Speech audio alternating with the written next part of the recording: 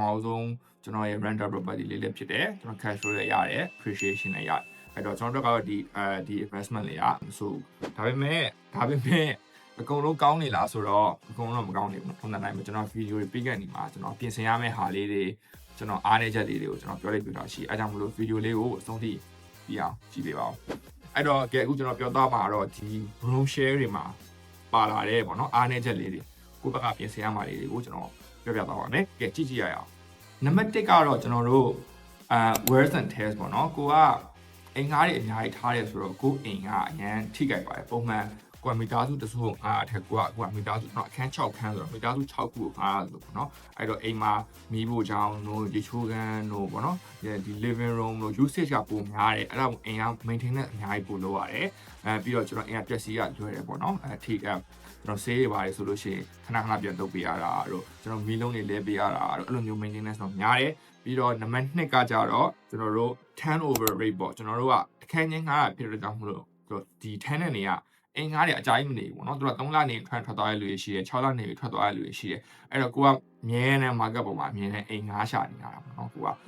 လွတ်တော့မယ်ဆိုတာနဲ့ကိုကကြိုပြီးတော့ဖြည့်ပါလိမ့်နော်ဘာလို့ဆိုတော့တခန်းလွတ်ပြီဆိုတာနဲ့ဒါကိုကအိတ်ဆိုင်ရတော့မှာလေနော်တခန်းလွတ်သွားပြီဆိုရင်800မရတော့ဘူးဆိုရင်တော့ကိုက400မပြတ်တော့ဘူးလေနော်ကျွန်တော်400မပြတ်တော့ကျွန်တော်အိတ်ထဲက400ထွက်တော့မှာအဲ့တော့ဒါကတော့ risk ပေါ့နော် room share တွေက turnover rate ရမ်းများတယ်အဲ့ဒါမှကိုက actively အများနဲ့နော် online ပေါ်မှာအခန်းတွေpost တွေတင်နေရတဲ့အခန်းလွတ်လာပေါ့နော် community ထဲမှာမြင်နေရတယ်ပြီးတော့ number 3ကကြတော့ကျွန်တော် active management မြင်နေပါတယ်အဲ့တော့မတူညီတဲ့လူတွေကို6ယောက်ကိုအိမ်ထဲမှာထည့်တာတော့ landlord အနေနဲ့ပေါ့နော်အများနဲ့ကျွန်တော်တို့ tenant အနေနဲ့ကျွန်တော် coordinate လုပ်နေရတယ်အင်းကိုခဏသွားကြည့်ပေးနေရတယ်အိမ်ထဲမှာပြဿနာတွေတက်လို့ရှိရင်ကိုကဝင်ရှင်းပေးရတယ်ပေါ့နော်ချိုးကြတော့ဘလို့ပတ်စံပြောက်တဲ့ပြဿနာတွေကျွန်တော်ကြုံမှုတယ်ချိုးကြရတယ်အဲ့လိုအရန်တယောက်ကရန်ဆူလို့ခပတ်ခန်းအိတ်လို့မရဘူးဆိုလို့ရှိရင်ဒါကျွန်တော် landlord အနေနဲ့ဒါပေါ့နော်ဝင်ရှင်းပေးရတယ်အဲ့လိုမျိုးဟာလေးတွေကတော့ဒါပြင်ဆင်ရမှာပေါ့နော်ကိုကတခန်းချင်းငားမယ်ဆိုလို့ရှိရင်တော့ဒါကကိုပြင်ဆင်ရတဲ့ပြဿနာလေးဖြစ်ပါတယ်ကဲဒါကတော့ဒီအားနည်းချက်လေးလို့ကျွန်တော်ထင်ပါတယ်ကဲအဲ့တော့ကြည့်အောင်ကိုက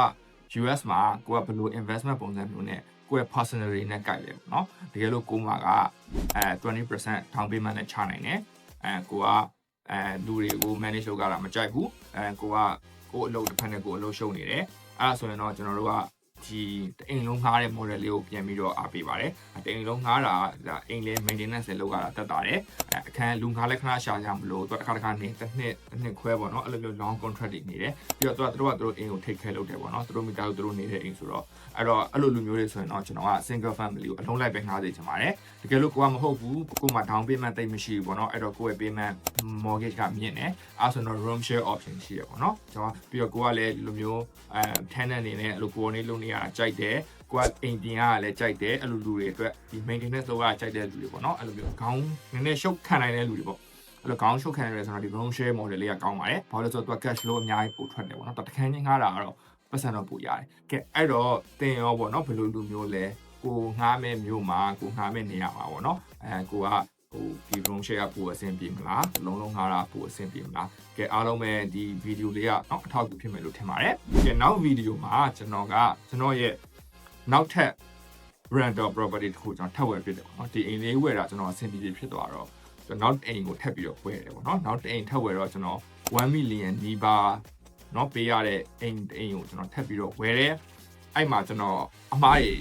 တွေ့တယ်ပေါ့เนาะကျွန်တော်သင်ခန်းစာတွေအများကြီးရတယ်ကျွန်တော်1 million တန် mistake လို့ကျွန်တော်ပြောလို့ရမှာပေါ့เนาะအဲ့ဒါကိုကျွန်တော်နောက်ဗီဒီယိုမှာထပ်ပြီးတော့ share သွားပေးချင်ပါတယ်အားလုံးလည်းကြိုက်မယ်လို့မျှော်လင့်ပါတယ်ဒီ topic လေးတွေကိုအဲ့တော့နောက်ဗီဒီယိုမှာပြန်တွေ့ကြမယ် bye